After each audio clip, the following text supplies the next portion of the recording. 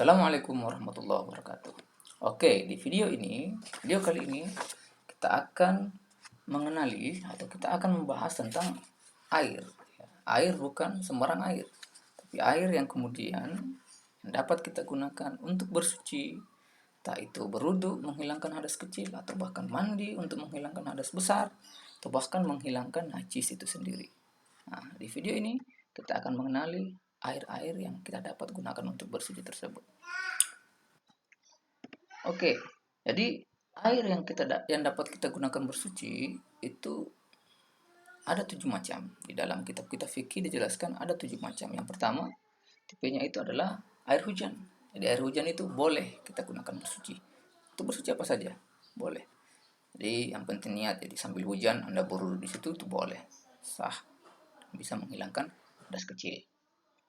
Air laut juga boleh.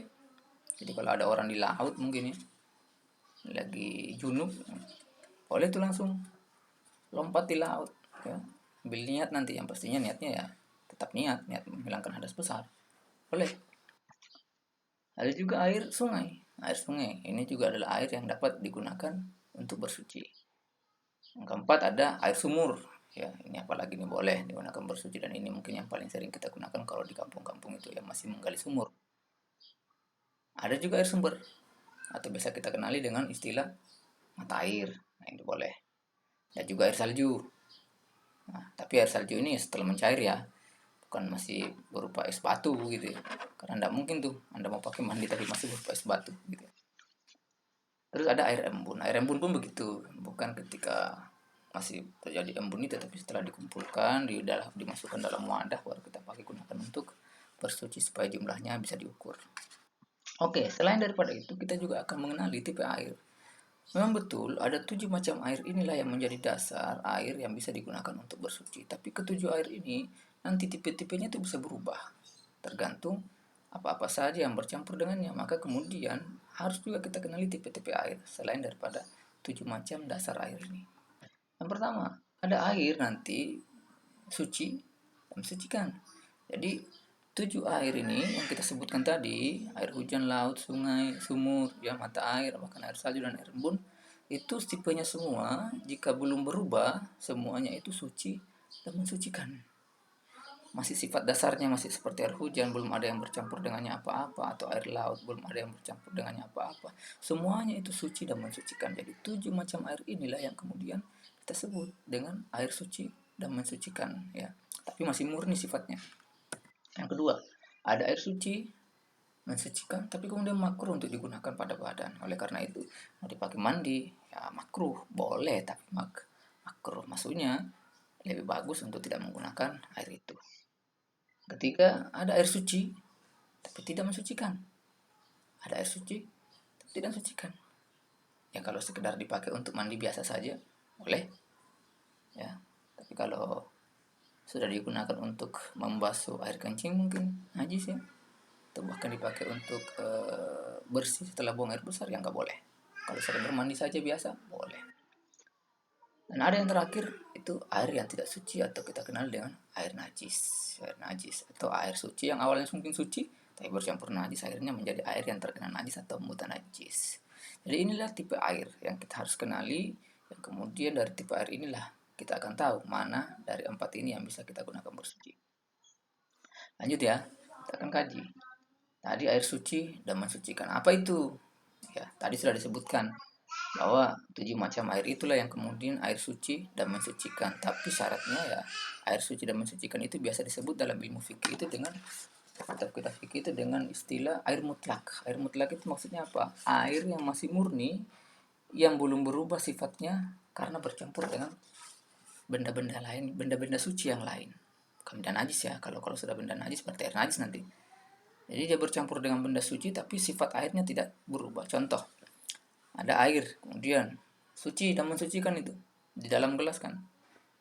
Tapi kemudian bercampur dengan kopi. Nanti kan jadinya air kopi itu. Nah, itu nggak boleh tuh digunakan bersuci. Ya, nggak boleh karena sudah tidak mensucikan lagi. Nah, gitu. Jadi air mutlak itu air yang masih murni namanya air, belum bercampur dengan benda-benda yang lain yang mempengaruhi nanti namanya. Ada air bercampur dengan sirup, nanti jadi air sirup itu. ada air dicampur dengan teh, jadi air teh itu, ya.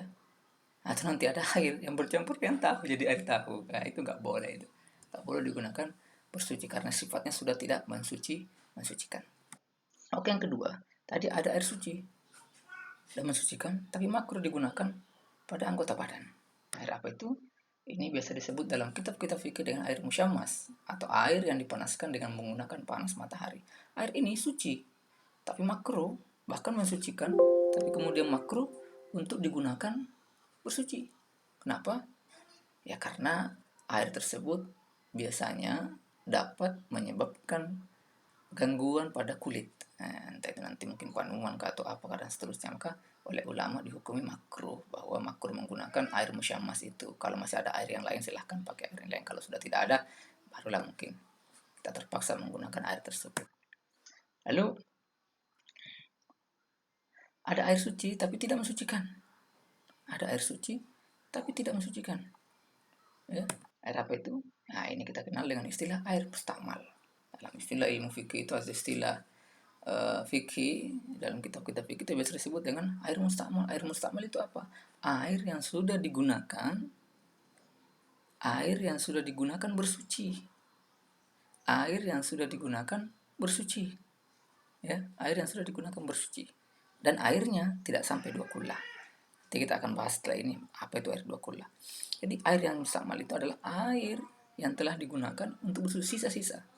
Sisa-sisa air yang telah digunakan berwudu, tapi kemudian airnya itu volume airnya jumlahnya tidak sampai 2 kula. Maka air tersebut sudah dianggap mustakmal. Mustakmal. Berarti mustakmal itu air suci, tapi tidak mensucikan lagi. Kalau hanya sekedar dipakai mandi boleh. Nah, gitu ya. Dan yang terakhir tadi, ada air yang tidak suci atau air najis.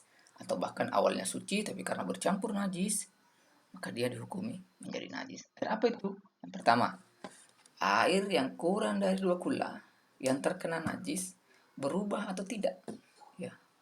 Apanya yang berubah? Warnanya berubahkah? Sifat airnya ya, atau rasanya kah, atau baunya. Maka dia berubah tiga ini atau tidak ada yang berubah sama sekali. Kalau jumlah volume airnya tidak sampai 2 kula, maka air tersebut dihukumi najis. Ya, contoh, ada air itu 1 ember, itu kan tidak sampai 2 kula. Tidak sampai 2 kula itu 1 ember.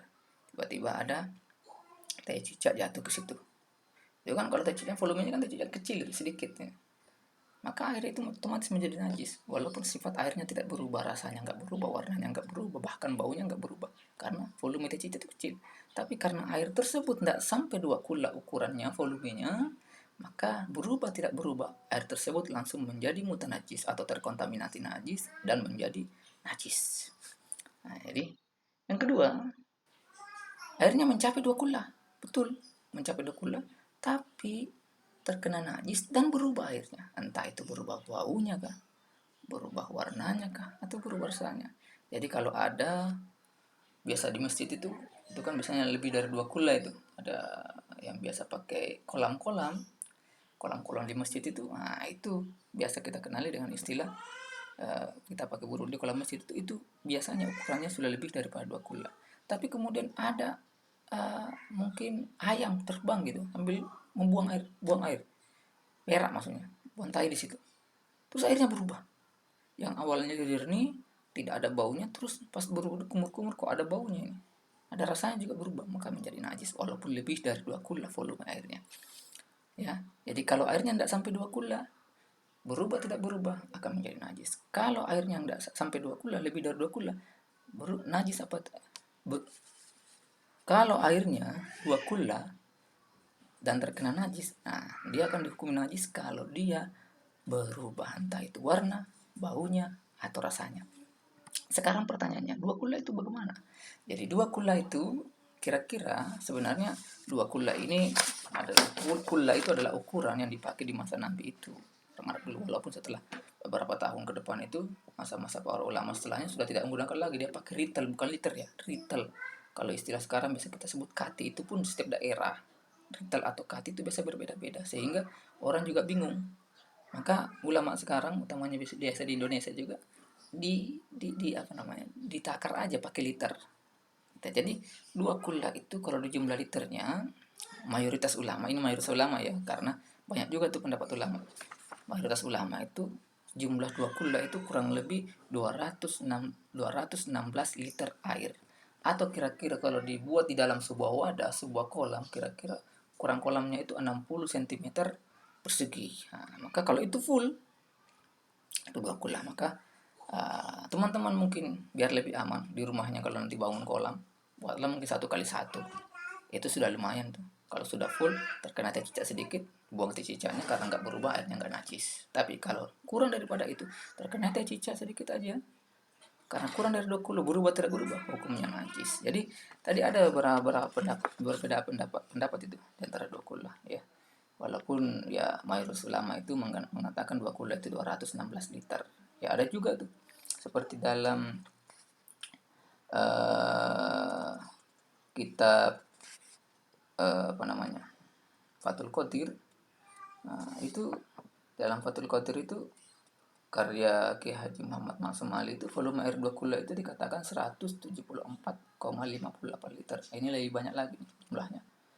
Jadi ada juga kalau Imam Nawawi itu mengatakan 2 kula itu kurang lebih 174 liter ya, 174 liter. Lebih sedikit itu daripada mayoritas ulama. Kalau Imam Rafi'i 176,245 liter.